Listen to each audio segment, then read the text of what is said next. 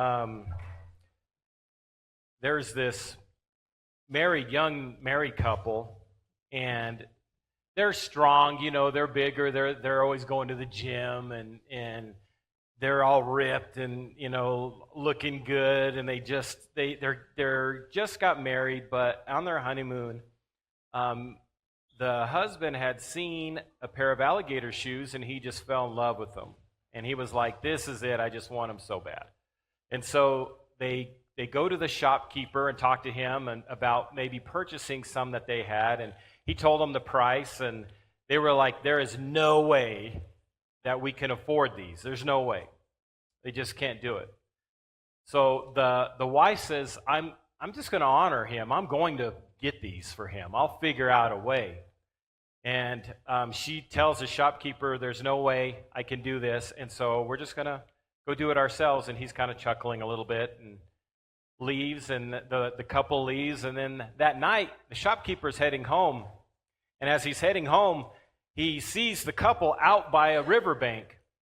And during that time, he sees the husband's there, and he's out in the water, and he sees the wife with a rope. And he also sees this 14-foot alligator approaching them. And so he kind of panics a little bit, and he's like, "What? I didn't mean this. I didn't want this to happen." So he pulls up, and he starts he's trying to run down there and stop them. But as he's approaching them, he notices that this alligator gets close. The husband jumps on the alligator, holds the alligator down, and then his new bride wraps a rope around the alligator and ties it up, and they start to pull it in. The guy's freaking out at this point now. He's like, the shopkeeper's like, "What is going on?" And he goes over there and he tells them, "Hey, I don't know what got into you guys, but I'm sorry. This is not what you should be doing. And then as he's talking, he looks to the right, and he sees there's 9 other alligators tied up, flipped over on their backs. And he is like, "What are you guys doing?" And right about that time, she flips over that 10th alligator and says, "Nope, this one's not wearing shoes either." And so there you go. There's your joke for the week. That's bad. Yeah. Some people are strong and they shouldn't be. So there you go. I'm just saying. If you're here for the first time, or if you know that we're rolling in this series, that we're talking about standing up for those things that matter the most, and how we do that the right place, right time, right reason. And so we're going to be looking at the book of Daniel, chapter 6 today. We're looking at stories of Daniel during this time. Next week is, man, my goodness, I hope you're ready for next week. You need to start preparing now. We're going to be talking about standing in faith next week. And it's, I don't know, for whatever reason, it's very emotional. It just impacts me in a different way. And so make sure you're here next week. This week we're talking about standing strong in the face of opposition.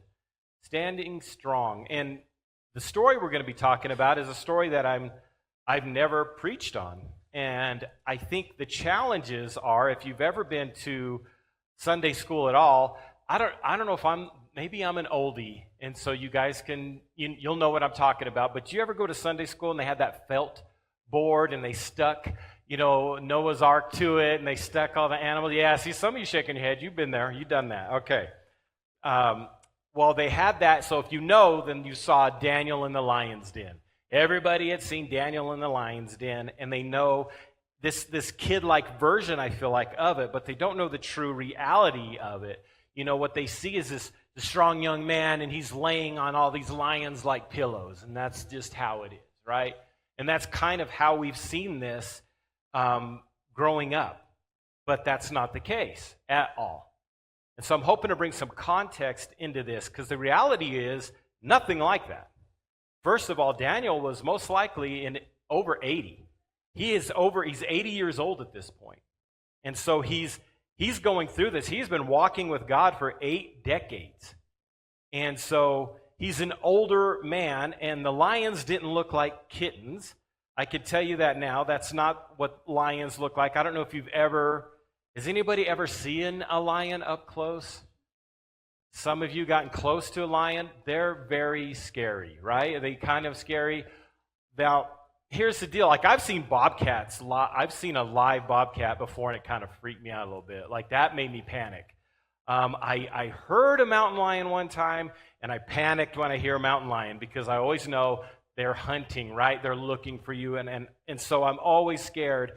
And if you've talked about cats, you've talked trash about cats as much as I have, I just feel like they're looking for me anyway, you know?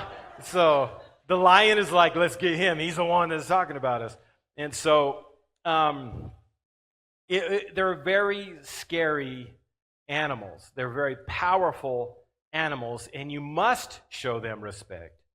So Daniel, in the lion's den, this well-known story, as we bring context into this, we're going to be really talking about how we stand strong in the middle of severe opposition. And so let me give you a little history first. Daniel chapter 6. We're going to see Daniel in this, that he's serving under a different king. Remember, we were talking about him serving under King Nebuchadnezzar.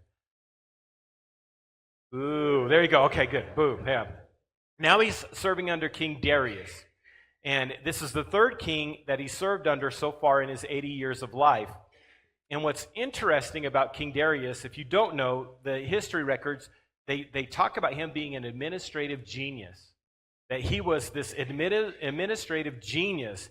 In fact, as soon as he started ruling over the kingdom, he employed 120 satraps, and basically these were kingdom protectors.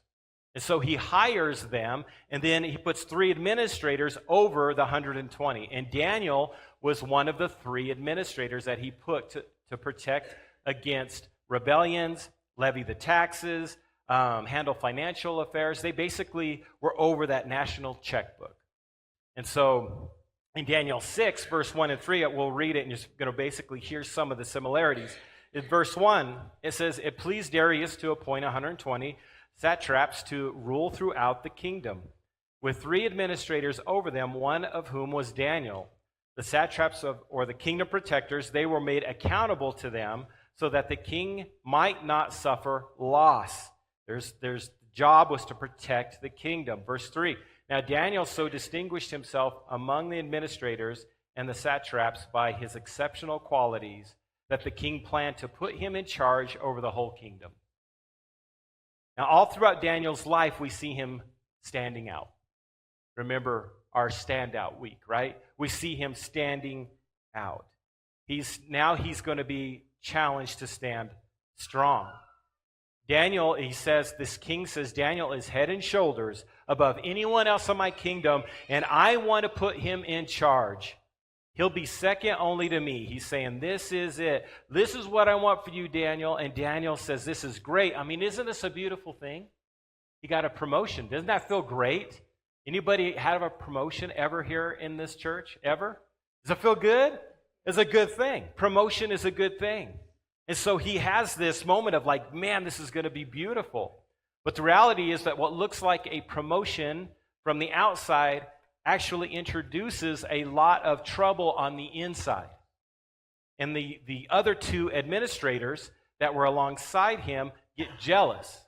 It's kind of like a little drama, like a junior high or a soap opera, as Babylon turns, or whatever you want to call it. But that's what's happening here. And so they end up taking the king out, and they begin to talk to him and begin to work through this. They're jealous. They have this spirit of jealousy. And this moment, Daniel's going to stand strong with this supernatural strength that can only come in this long-term, developed faith relationship with the living God. That's it. And so from Daniel chapter 6, what I want to do is I want to show you these 3 truths to help you stand strong. And if you're taking notes today, here's number 1. And it's not a fun one, but it's true. Number 1 is when God raises you up, expect people to tear you down. When God raises you up, expect people to tear you down. When God promotes you and raises you up, expect people to tear you down. I don't know if this might come true in your life, but let's just say you receive this promotion. A lot of times people that you think would be most excited for you and have your back the most are actually the most jealous and the most critical. Some of you have already experienced that, you know. I had this little thing we did when I was at Walgreens. And so what we did is I had 27 employees under me at that time. And so what I thought would be fun is I did a study on this way back. And I thought, let's just see if it's true. Let's go to people and tell them this other person had been promoted. And they're going to get this big promotion and double their pay. And let's just see how they react. But let's really watch how they react. You know, before you just tell people and you're hoping they got your back, but we're actually watching your facial expression. We're going through all of it, right? We're checking the study. And we did that at the store, and I had 27, but I got to employee 18 before they found out what I was doing, and they started talking. But you would see this, that's great. That's awesome. It's wonderful. You just saw this smile slowly deplete. And then you started hearing different questions. And you started hearing jealousies. You started hearing even put downs.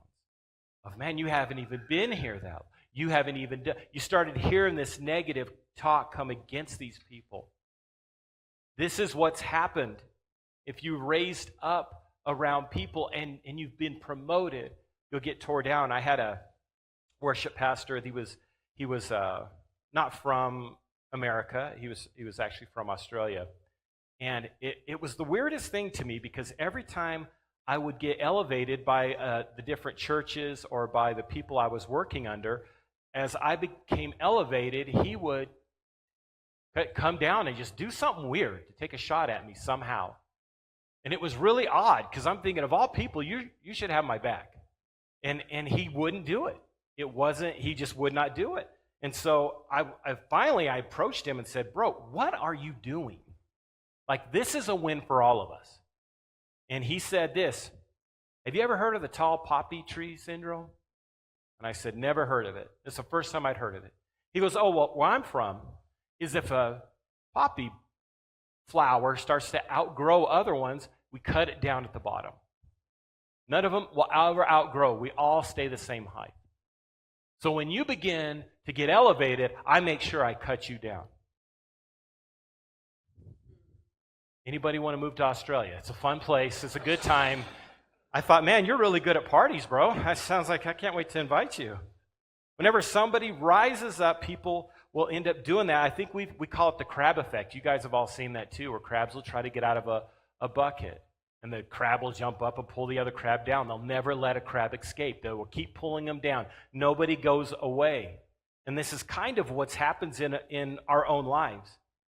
So when God raises you up, expect people to tear you down.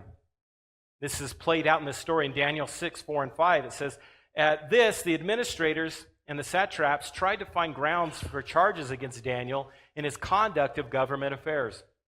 In other words, if we can find some dirt on him, find some skeletons in his closet, we can run this political ad and we can get him booted out of office.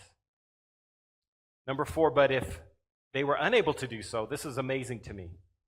They could find no corruption in him. Why? Because he was trustworthy. He was neither corrupt nor negligent. Finally, verse 5, these men said, we will never find any basis for charges against this man Daniel unless it has something to do with the law of his God. I begin to read that and think, how many times in our lives would we say, people could look at us and say, you know what? We can't get them in any other way but with a relationship with God. I think there's moments in our life where we don't realize this is where the enemy attacks. Not in the religion of God, but the relationship of God. They wanted to go after his relationship. They tried to dig up dirt on him, find something to do. They could not do it. And so they devised this plot to attack him. And now here's the problems. This is what I believe in this Western Christianity. So often people believe, hey, if I'm serving God, then I shouldn't face any oppositions. I mean, I'm trying to do what God wants me to do. So I shouldn't have people coming against me. I shouldn't have fiery darts being thrown at me and shot at me. I shouldn't ever face a hard time.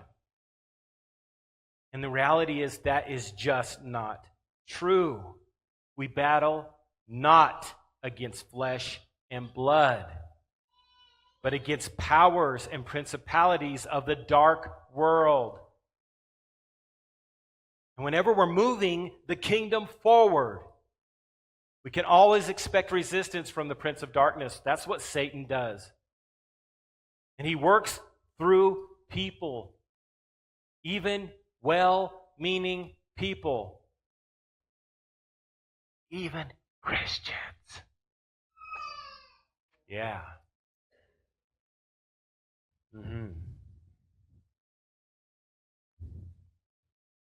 I've said this before, and I'll say it all the time. If you're not ready to face opposition for your obedience to God, then you're not ready to be utilized by God. That's just it. If you're not ready to truly face opposition for your obedience to God, then you're not ready to get used by Him. I never freak out when, I've had people ask, Scott, how do you deal with opposition? Like, some of this stuff is heavy. How do you deal with it? Well, I don't freak out when there's opposition. I really freak out when there's not. Why do we want just such a smooth life? Why do we want just such, when I'm doing something for the glory of God, there will always be opposition. Always. So if you're not facing it today, some questions to be asked, right? The other two administrators are like, we got to stop him. And so what do? You read the story. They basically went up and they buttered up the king. And I don't know what they told the king, but they buttered him up. They went and talked to him like, oh, your robe looks really tight around your arms. Are you working out, king? Whoa, look at those. Are those that new Nike sandals? Those new Jordan River Jordans? I don't know. Whatever it was, they did that. And they said, King, how about this? How about you issue a law, a decree over the next 30 days? No one can pray to any god except you. And King, if they do pray to another god, then they will be thrown into the lion's den. Now King Darius is much like many other kings. They were vulnerable to pride and often tried to worship themselves, not in a way of them being God, but they loved to be treated as a god. And so King Darius said, okay, that's fair enough, let's do that next 30 days.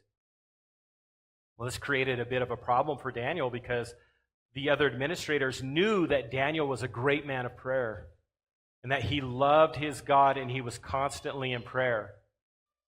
And so they knew, and Daniel knew, that this was a huge deal to put this decree in. And it's just interesting. I wonder if someone made a law like that today. I wonder how many people would be worried about you. I thought this hit me. If that law went in today and they said, listen, this is the new decree for the United States, that if you're caught in prayer, you will be thrown into a lion's den. Would people say, man, Scott better watch out? Would they say that about me? Would they say that about you? Are you known as that person that just prays and that's where you go?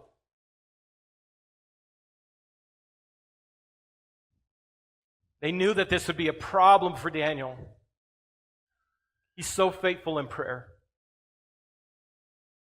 And he hears this and he's not thinking, oh, cool, I get to go lay on cute little lions in this den. That's not what he's thinking. He knows what's happening with this. He knows that in the lion's den, they made it very clear. They wanted you to hear the lions ripping people apart and screaming. They wanted you to know that this was a very violent, graphic thing. They purposely set it up that way so that you could hear screaming. So you knew that meant business. And if they said, this is the decree, you were like, no way. He had no idea God was going to rescue him. He had no idea. And so he had options, right? He had options. First option, you could have said, you know what, I'll just stop praying. It's 30 days. Really, it's not that long. It's just a month. Here's what I'll do. I've been doing this for 80 years anyway, so I'll just take a month off, be my little sabbatical. He'd have probably started negotiating it, which is what we do, right?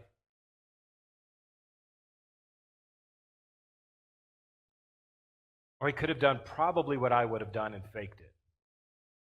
I'm be honest, that's the truth. I just would have been like, Scott, you praying? Nope, just taking a nap. That's all I was doing, just resting my eyes. You know, not praying, wasn't praying. No. Or he could have said, you know what?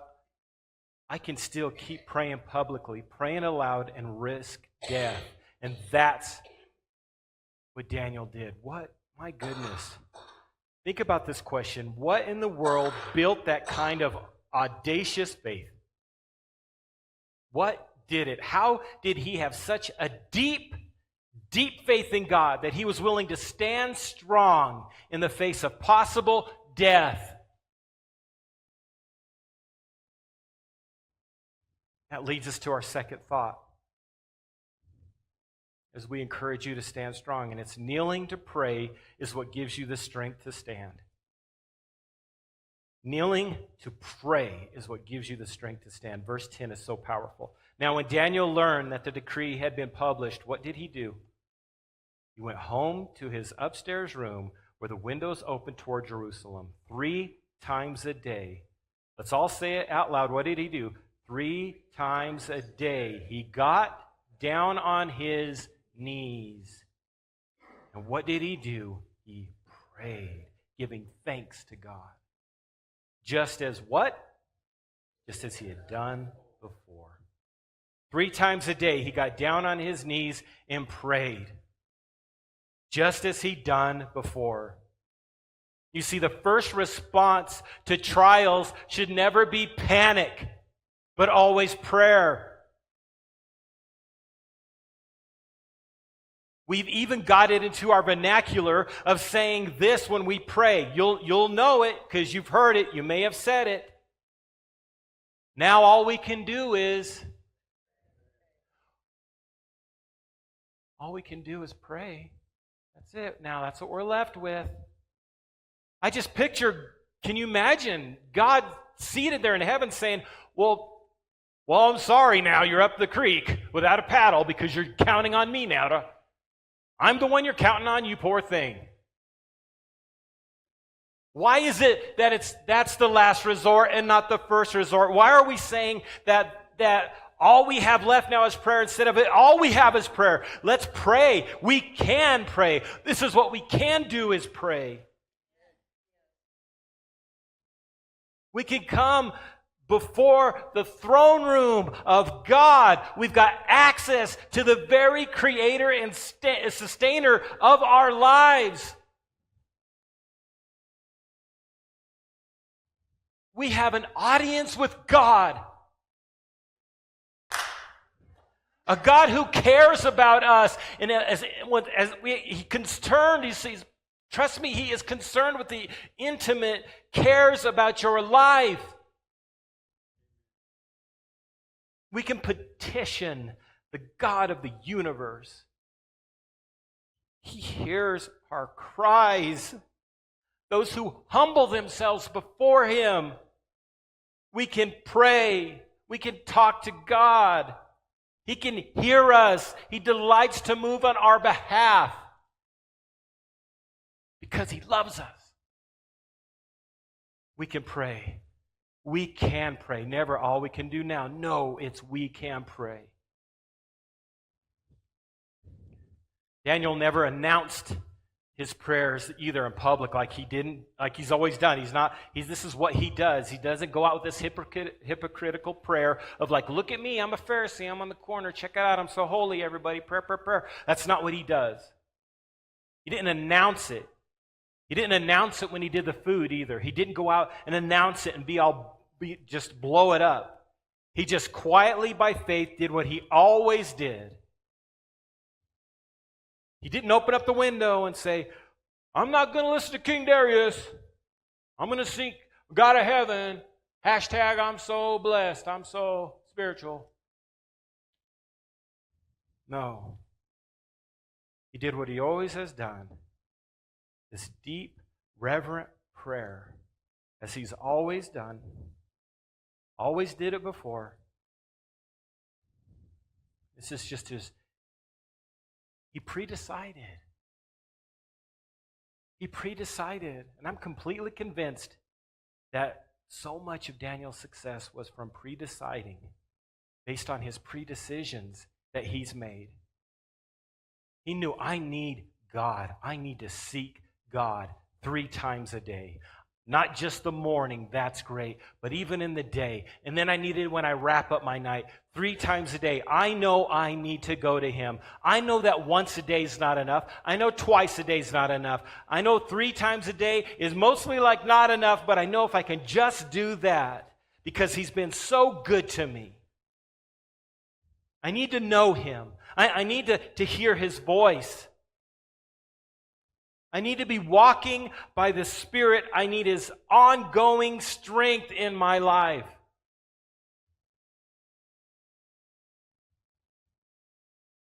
I want to have this intimacy, this continual communion with God. Crave it. 3 times a day He did this. He predecided. Have you predecided your plan to get closer to God?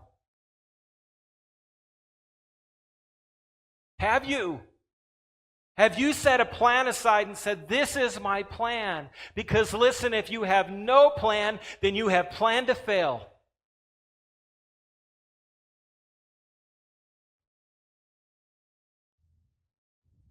I wake up in the morning, nice and quiet.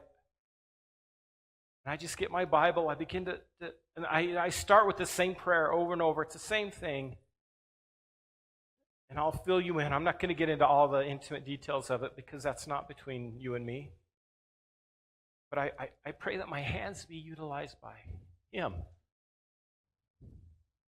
Lord, put my feet into the places you want me to be. Lord, let my mind think on things that you want me to think about. Holy Spirit, interrupt me anytime you want.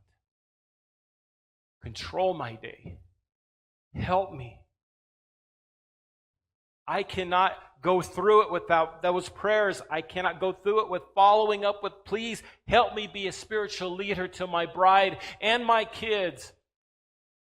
Lord, give me wisdom so that I can pour into this family at this church, that they will learn and they will understand that all I want is for them to be closer to you. Every single day. I don't start a day without the intimacy with God. I have to have it. If you don't predetermine a plan to grow more intimate with God, chances are you're not going to do it. That's just the truth. Notice how he prayed. I love this too. He knelt before God in prayer. How did he have the strength to stand strong? He could stand before men because he knelt before God. He could stand before men because he knelt before God. He was able to stand before people because he had knelt before the presence of God. I believe posture matters. I believe it does. You cannot sit here and worship through it all, my eyes are on you. No. What happens when you do this? You're surrendered. This is a position of reaching up like a child reaches to his dad. When you are on your knees, you are surrendered, and there's a difference in your posture. And there's sometimes I know I have got to get down and kneel. I have to have this sense of reverence and humility and dependence on God. There are times when kneeling for me is not enough. Sometimes I've got to get down and suck laminate. I've got to be face down. I've got to be put into a position of saying, God, I want you to understand, and I know you know it, but I need for me to know it, that I am so low and that you are so high. Do you pray like that?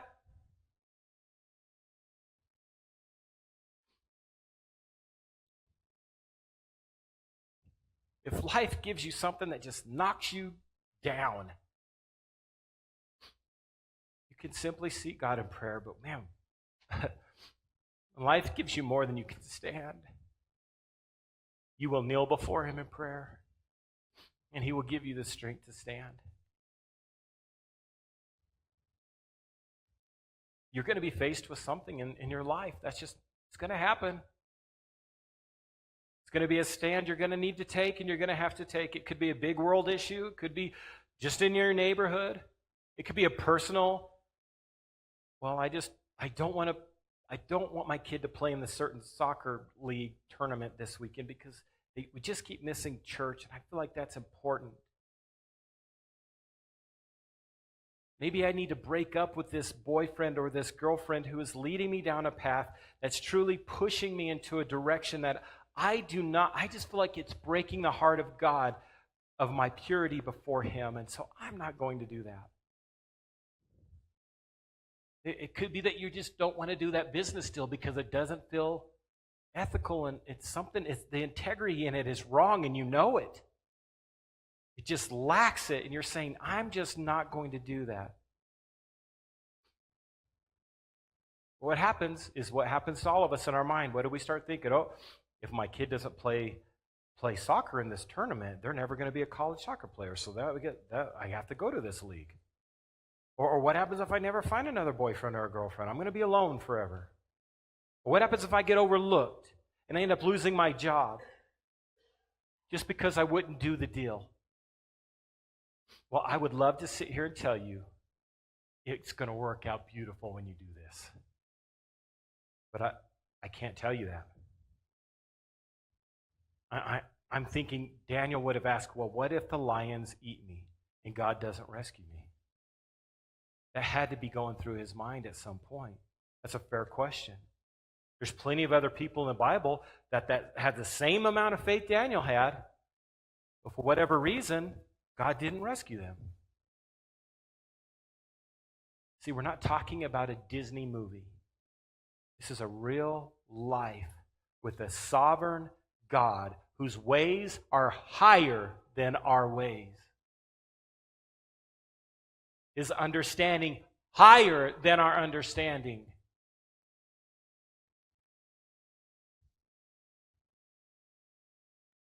He will often do things that just don't make sense to us. So I cannot promise you, if you take a stand, that you aren't going to face some type of consequences, or something's not going to come against you, or you're not going to be overlooked, you're not going to be hurt. But I can promise you this, and this is our last point.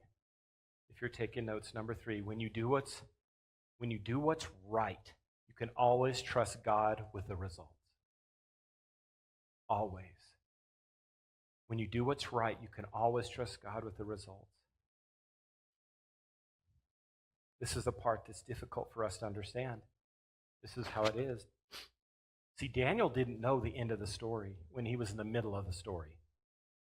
He didn't say, you know what, I'm going to be a cool little piece of felt that they're going to stick on a board. I'm going to be a coloring page that they're going to color with me laying on the lions. He had no idea. He was in the middle of this.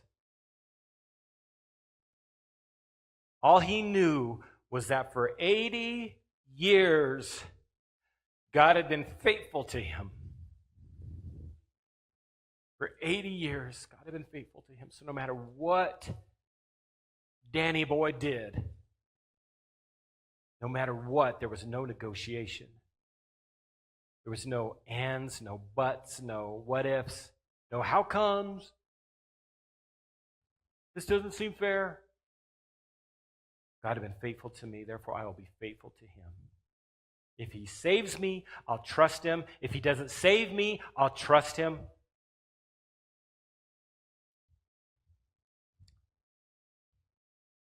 So King Darius now is devastated. Why? Because he liked Daniel. Everybody looked at Daniel with favor, except those that were jealous of him. And the king is mad because he felt like he was tricked. Two of the three right-hand men deceived him. These are his men. And they betrayed him. They betrayed Daniel. So he's at this point now where he doesn't want any entertainment. He doesn't want any food. It says that he fasted and prayed. This king fasted and prayed. They throw Daniel in the lion's den. Now, we don't know what happens down there. It doesn't say. I mean, we could say, yeah, Daniel was worshiping. Daniel was praying. I don't know. I try to relate myself a little bit there. I'm not Daniel, never would be, but you start thinking of little things. Like I would probably start barking at him or something. I'd be like trying to, roar, roar, meow. I wouldn't meow. That would be weird. Never mind. Not that. I would be hiding in the corner, I know. These are real lions. This is really happening. This ain't no here kitty kitty Sunday school story. He is in a position to be torn apart. And people cannot wait to hear the screams. All we know is we don't know what happened, but we know it didn't happen. By the power of God, God shut the mouths of the lions. And I believe with all my heart, this is a literal story that reflects the goodness and the power of God in Daniel's life. This is a beautiful moment. So in the morning now, King Darius he gets up. He runs over there. He says, Daniel, Daniel, Daniel, are you okay? As your God, and I love the phrase, you can read it in the Bible, whom you continually serve, as your God, whom you continually serve. I've watched you, I've known you, and you've always served him. As your God, whom you continually serve, rescued you from the pit of the lions. Verse 22. Daniel says, my God sent his angel, and he shut the mouths of the lions. They have not hurt me, because I was found innocent in his sight. Nor have I ever done any wrong before you, your majesty. The king was overjoyed and gave orders to lift Daniel out of the den. And when Daniel was lifted from the den, no wound was found on him. Why? Because he had trusted in God. Because he had trusted in God. Because he had trusted in God.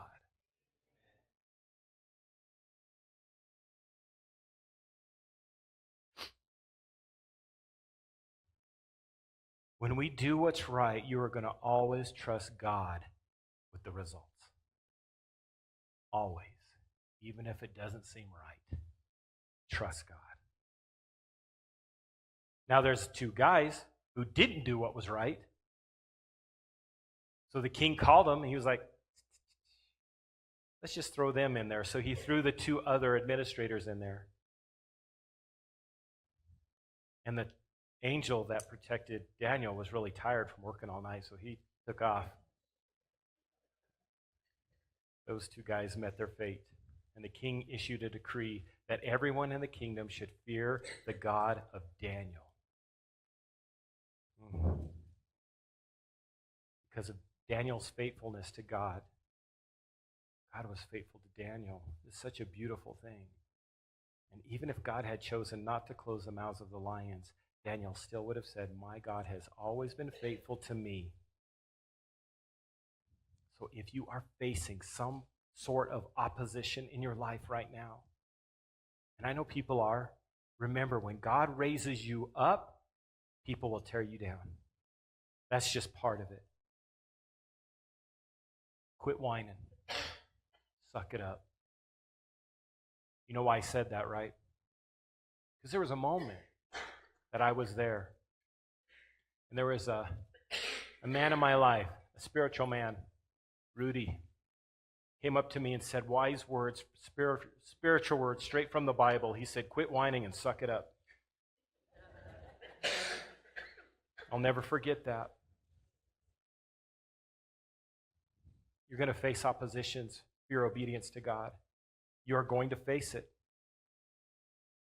Don't worry. Worry if you don't face it. When God raises you up, people will tear you down. Kneeling to pray gives you the strength to stand. And if you haven't predetermined how you are going to grow in the intimacy with God, if chances are, if you've not set a plan and you've not pre-decided, then you have planned to fail. Set aside time to seek God of heaven, to make an intimate, please hear me, to make this intimate search for Him. Make that one of your top priorities. Because when you do what is right, you can always trust God with the results. Always. We battle not against flesh and blood, but against powers and principalities of the dark world. You have to stay connected to God. You have to be in the presence of God. My goodness, chase Him. Chase Him. Chase Him. Put on the full armor of God and chase Him. And when we've done everything else, what will we do? We will stand. Because our God has been faithful to us.